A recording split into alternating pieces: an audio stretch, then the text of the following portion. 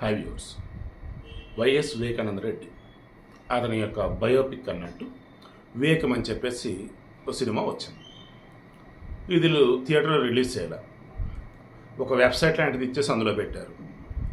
ఆ తర్వాత యూట్యూబ్లో పెట్టారు. ఈ యూట్యూబ్లో కూడా మేబీ ఓపెన్గా ఫ్రీగానే ఇచ్చినట్టున్నారేమో, చాలామంది పెట్టారు. ఈలోపు వైసీపీలో ఏదో కంప్లైంట్ రైజ్ చేస్తే ఎన్నికల సంఘం వచ్చి దాన్ని తీసేమన్నది చెప్పారని అన్నారు. నేను ఆల్రెడీ ఎప్పుడో చూసాను. వాళ్ళు కంప్లైంట్ రైజ్ చేయడానికి ముందు ఈసీ ఆదేశాలు ఇవ్వడానికి ముందే. సరే, పబ్లిక్ డొమైన్లో ఉన్న తర్వాత అందరూ చూసాక మాట్లాడదాం నేను ఆగాను. సో స్టిల్ పబ్లిక్ డొమైన్లో అందరికీ అందుబాటులో ఉంది. నాకు తెలిసి మీలో చాలామంది చూస్తున్నారు. టీడీపీ యాక్టివిస్ట్ అనే దానిలో స్ట్రీమ్ అవుతుంది అండ్ మిగతా చాలా వాటిలో ఉంది. వివేకం బయోపిక్ అని యూట్యూబ్లో కొడితే కనిపిస్తున్నాను. ఒకవేళ ఎన్నికల కమిషన్ ఆదేశాలు అందాయని యూట్యూబ్కి ఎవరైనా కంప్లైంట్ ఇస్తే ఈలోపు తీసేస్తే మీరు చూడలేకపోవచ్చు. సో ఈలోపు చూసే వాళ్ళు చూడండి. ఇంక ఈలోపు ఎవరో డౌన్లోడ్ చేసి ఫార్వర్డ్ చేస్తూనే ఉంటారు. నేను చెప్పదలుచుకుంది ఏంటంటే, గతంలో ఇదే విషయాన్ని చాలా సందర్భంలో చెప్పాను. వైఎస్ వివేకానంద రెడ్డి అనేబడే వ్యక్తి అవునన్నా కాదన్నా వైఎస్ఆర్ తన ఆత్మ ఆయన ఫ్రెండ్ ఎవరో ఉంటారు, ఆయన చెప్తారు. బట్ వైఎస్ రాజశేఖర రెడ్డి అనబడే వ్యక్తి తను ఎక్కడెక్కడో తిరుగుతూ ఉన్నా కడప జిల్లాకు సంబంధించి పులివెందులకు సంబంధించి అంత చక్కబెట్టేది ఎవరయ్యా అంటే, అంత గ్రిప్ ఉన్న వ్యక్తి ఎవరయ్యా అంటే అది కేవలం వైఎస్ వివేకానంద రెడ్డి. అంత పట్టు ఆయనకి. ఈవెన్ అక్కడ ఉన్నటువంటి ఒక కామన్ మ్యాన్ కూడా వివేకానంద సొంత మనిషిలో ట్రీట్ చేస్తాడు. వివేకానంద కూడా అలాగే ట్రీట్ చేస్తాడు. నేను 2013-14 ఆ మూమెంట్, దట్ మీన్స్ 2012 నుంచి 2014 మధ్యలో పీరియడ్లో సెక్రటరీ రిపోర్టర్ కూడా స్టూడియో రిపోర్టర్. మా మీడియా బ్లాక్ వచ్చేసి సి బ్లాక్ ముందు ఉంటుంది మీడియా పాయింట్. సి బ్లాక్ వచ్చేసి సీఎంది. సీఎంను కలవటానికి ఆయా మంత్రులు వచ్చేసి మా ముందు నుంచి వెళ్తూ ఉండేవాళ్ళు. మేము చూస్తున్నవాళ్ళు, ఏదైనా అవసరం ఉంటే బయటకు తీసుకునేవాళ్ళు. మా మీడియా సెల్కి వచ్చి అసలు మాట్లాడుతుంటే బయటకు వచ్చేసాను. ఈ సి బ్లాక్ పక్కన వచ్చేసి డి బ్లాక్, ఇటు పక్కన చూస్తేనేమో ఈ అడ్మినిస్ట్రేషన్ బ్లాక్ ఏబి అని లైక్ అవేలో ఉంటాయి. ఉమ్మడి ఆంధ్రప్రదేశ్ ఉన్నటువంటి మూమెంట్లో ఇంకా కొత్తవి కొన్ని ఉన్నాయి, పాతవి కొన్ని ఉన్నాయి. పాతలో రెనోవేషన్ చేసేసి ఏపీకి వేవడదని అనుకున్నారు, వాళ్ళు ఇటు వచ్చేస్తున్నారు. ఇంకా అదంతా వేరే కథ. నేను చెప్పదలుచుకున్నది ఏంటంటే, ఈ వివేకానంద రెడ్డిని నేను ఎన్నిసార్లు చూసినా సింపుల్ సిటీ, చాలా సింపుల్గా ఉంటాడు, సాదాసీదాగా ఉంటాడు. ఇదే వివేకానంద రెడ్డి షూరిటీగా ఉండి Andhra Pradesh finance corporation, I think so, ఇది అబిడ్స్ దగ్గర ఉండేది. మా ఫ్రెండ్ ఎస్సీ, అతని పేరు సునీల్. వీళ్ళ ఇంట్లో వాళ్ళు ఎప్పటి నుంచో వీళ్ళతో పరిచయాలట, వీళ్ళ దగ్గర పనిచేస్తూ ఉంటారట. ఈ పిల్లోడు సినీ ఇండస్ట్రీ సంబంధించి ఒక రకమైనటువంటి ఇండస్ట్రీ లాంటిది, ఎట్లా లైక్ అలాంటి స్టూడియోలు రిమైనింగ్ సెటప్ చేద్దాం అనుకున్నాడు. నాకు బాగా గుర్తున్నంత వరకు ₹1,00,00,000 దాదాపు ఆయన షూరిటీ ఉండి లోన్ ఇప్పించున్నాడు. AP state finance corporation, I think so. ఆ తర్వాత మరికొంతమందికి నాకు తెలిసే ఇదే వివేకానంద రెడ్డి ఎంతగా అంటే, వాళ్ళు ఏ కులము ఏ మతం చూడ్డు. సాయం కోరి వచ్చారు అంటే అది తన వల్ల అయ్యిద్ది అంటే పద నేను చూసుకుంటా అని చెప్పేసి తీసుకెళ్ళిపోతాడు. ఇదే విషయం నేను ఎంతోమంది జర్నలిస్టుల దగ్గర నుంచి కూడా నేను వినున్నా. నార్మల్ బస్సులో ట్రావెల్ చేస్తాడు, ట్రైన్లో ట్రావెల్ చేస్తాడు. ఒకవేళ ఏదైనా ఆఫీస్కి వెళ్ళాల్సి ఉంటే పద నీతో పాటు నేను వస్తానంటాడు. అక్కడ వాళ్ళకి చెప్పి అక్కడే సాల్వ్ చేస్తాడంట ప్రాబ్లం అని. అంత మంచోడు అంట. సరే, ఈ వైసీపీ వాళ్ళు అన్నట్టుగా మరి కొంతమంది అన్నట్టుగా ఆయనకి లేడీస్ అంటే వీక్నెస్, ఇంకా ఐ డోంట్ నో. నేను మంచి గురించి మాత్రం మాట్లాడుతున్నాను. చెడు అనేది పుకార్లు అనేది నా వాటి జోలికి వదలుచుకోవాలి. నేను చూసింది మాత్రం మాట్లాడుతున్నాను. ఇది ఈ వివేకానంద రెడ్డి. ఒరే భగవంతుడా, ఈ వివేకం సినిమాలో ఆయన చంపినటువంటి విధానం చూపిస్తాడు క్లైమాక్స్లో. ఓ రకంగా ఇది చాలా తక్కువ సినిమాలో చూపించింది. రియల్గా ఆయన చంపింది ఎలా ఏంట్రా అన్నప్పుడు ఆ సిబిఐ చార్జ్ షీట్ వాడు మెన్షన్ చేసిన దాన్ని బట్టి సినిమా వచ్చేసి 1 hour 47 minutes 1 hour 43 minutes ఎంతో ఉంది. సినిమాలో ఆ లాస్ట్ 3 minutes అండి క్లైమాక్స్లో వైఎస్ సునీతారెడ్డి, ఎవరు వివేకానంద రెడ్డి యొక్క కూతురు, ఇప్పుడు నర్రెడ్డి సునీతారెడ్డి, ఆమె చెప్తుంది, ఇంతకు మించి నేను ఏం అడగటం లేదు. చనిపోయిన మనిషికి న్యాయం జరగాలి అంటే, అతను చంపింది ఎవరు తెలియాలంటే నిష్పక్షపాతంగా విచారణ జరగాలి. ఇదే కదా నేను కోరుకుంటున్నాను. మా నాన్న చనిపోయిన తర్వాత ప్రజెంట్ ఆంధ్రప్రదేశ్ ముఖ్యమంత్రి జగన్మోహన్ రెడ్డి కూడా అదే కదా అన్నాడు, సిబిఐ ఎంక్వైరీ కావాలని. ఈరోజు ఎందుకు వద్దన్నాడు ఆయన? ఏంటి ఆయనే తెలియాలి అది. నేనైతే ఆయన కూతురుగా విచారణ కావాలని కోరుకుని సిబిఐ అన్నాను. ఎందుకన్నారు ఆమె? చిన్న లాజిక్ అసలు. నిజంగా 2019 మార్చి 15 నేను ఏ రోజైతే ఈయన చంపారో, ఎప్పుడైతే జగన్మోహన్ రెడ్డి మాట్లాడి ఉన్నాడో ఆ హత్యకు సంబంధించి గొడ్డలతో ఎలా చంపారు, ఏటి నుంచి ఎట్లా అక్కిళ్ళు ఎట్టగొట్టారు ఏంటని, సీరియస్లీ అండి ఒక్కడంటే ఒక్కడు ఆలోచించాల. అంతెందుకు పక్కనే ఉన్నటువంటి వైఎస్ ఆమె సునీతారెడ్డి కొంచెం ఆమె డాక్టర్ కొంచెం ఆలోచించిన అప్పుడే దొరికేసేవాళ్ళు. ఏది సిబిఐ ఛార్జ్షీట్లో పేర్కొన్నటువంటి వైఎస్ భాస్కర్ రెడ్డి, అవినాష్ రెడ్డి, దస్తగిరి, ఇంక రిమైనింగ్ బ్యాచ్ సునీల్ యాదవ్, ఉమాశంకర్ రెడ్డి, శివశంకర్ రెడ్డి వీళ్ళంతా అప్పుడే దొరికేద్దురు. ఎందుకు? దారుణంగా చంపి అది గుండెపోటు అని ఫస్ట్ బయటికి చెప్పింది ఎవరు? వీళ్ళే.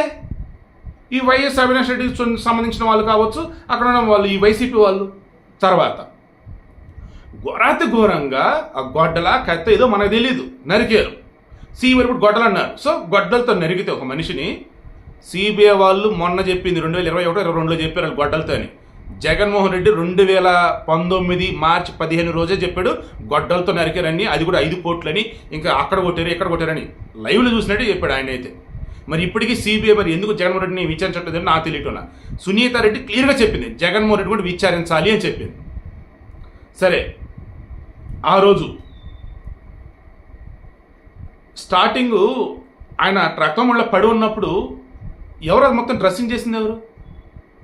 ఇదిగో సినిమాలో చూపిస్తాడు ఏమని, అది గుండెపోటుని చిత్రించాలి, ఆ మనిషిని అడ్డు తొలగించుకోవాలి, చంపేయాలి, దాంతో శవరాజకీయం చేయాలి. అండ్ ఆ మనిషి ఉంటే ఈ వైఎస్ అవినాష్ రెడ్డి భాస్కర్ రెడ్డి వాళ్ళ ఫ్యామిలీ ఎదగదు, వాళ్ళు ఎదగనేవాడు, ఇంకా వేరే వాళ్ళ ఆటలు సాగు ఈ పార్టీలో అన్నట్టుగా ఈ సినిమాలో చూపిస్తాడు. రియల్ లైఫ్లో వైఎస్ సునీత చెప్పిన, వైఎస్ షర్మిల చెప్పిన అదే చెప్పారు. సిబిఐ ఛార్జ్షీట్ వైఎస్ షర్మిల చెప్పినవి, వైఎస్ సునీతారెడ్డి చెప్పినవి, అప్రూవ్గా మారిన దస్తగిరి చెప్పినవి, ఇవన్నీ బేస్ చేసుకొని సిబిఐ ఛార్జ్షీట్ని ఆధారంగా సినిమా చివరిలో సిబిఐ ఛార్జ్షీట్లు ఎవరిని అక్యూజ్ అని పేర్కొన్నారు, ఆయన ఎంత దారుణంగా చంపున్నారు, అప్పుడు ఆ విజువల్స్ ఏంటి, ఓకే, అండ్ ఆ విజువల్స్ ఏంటి, ఇవన్నీ కూడా సినిమాలో చూపిస్తాడు. నాకు అన్నింటి కూడా చాలా బాధేసింది, అరే ఆ కుక్కని ఎంత ఘోరంగా చంపుతారని చెప్పేసి. అండ్ వైఎస్ వివేకానంద రెడ్డి మొన్న కానీ సద్గురు జగ్గి వాసుదేవ్ కానీ ఆయనకి తలలో నొప్పి వస్తున్నా ఏం కాదని చెప్పేసి ఉన్నట్టు, చివరికి అది బ్రెయిన్ సర్జరీ దాకా వెళ్ళినట్టు, వైఎస్ వివేకానంద రెడ్డికి ఏమాత్రం ఆయన ఆలోచించిన పులివెందుల నా అడ్డ, పులి నా ఇల్లు ఇది, నన్ను ఎవడేం పీకుతాడు, నన్ను దగ్గర నుంచి ఎవడేం చేయగలుగుతాడని ఆ ఒక్క చిన్న పాయింట్ ఆ వేళ ఆయన కనుక ఆలోచించకుండా ఎక్కడ ఏదో ఎవరు వాచ్మెన్ రంగయ్య చెప్తాడు ఏమని, ఆ కుక్క చనిపోవడం అని కానీ అండ్ సిమ్టమ్స్ కావచ్చు, లేదన్నప్పుడు శకునాలకు వచ్చి మొత్తం తేడాగా ఉండటం కానీ వద్దయ్య అని చెప్పేసి, అది వైఎస్ వివేకానంద రెడ్డి ఏమాత్రం ఆలోచించినా ఖచ్చితంగా ఆయన ఐదర్ ఇంకొంత సెక్యూరిటీ తన ఇంట్లో ఉండి ఉండేవాడు, లేదా హైదరాబాద్ అని ఇల్లు ఉండేవాడు. ఎందుకు? టైంలో ఎర్రగంగిరెడ్డి వస్తానని చెప్పడం, డోర్ ఓపెన్ చేసి ఉంచమని చెప్పడం, ఆ తర్వాత ఇంకా రావటం ఘోరం. ఎందుకు? ఈ దగ్గర సెక్యూరిటీ లేదే. ఆ టైంలో ఎమ్మెల్సీగా గెలవాల్సిన వాడు ఓడించింది ఎవరు ఏంటంటే ఈ వైఎస్ అవినాష్ రెడ్డి, భాస్కర్ రెడ్డి వీళ్ళ ఫ్యామిలీ అని చెప్పేసి. ఇదే విషయాన్ని బీటెక్ రవి కూడా ఒకసారి ఇండైరెక్ట్గా ఒక ఇంటర్వ్యూలో చెప్పున్నాడు. వైఎస్ వివేకానంద నన్ను అడుగున్నాడు, ఎంత ఇచ్చినారు అబ్బా మీరు ఒక్కొక్క ఓటుకి అంటే, చెప్పకూడదు అంటే పర్లేదు నన్ను ఓడించాలని ఇదంతా చేశారులే మా వాళ్ళని నాకు తెలుసులే అని చెప్పేసి ఆయన అన్నాడని చెప్పేసి అన్నాడు.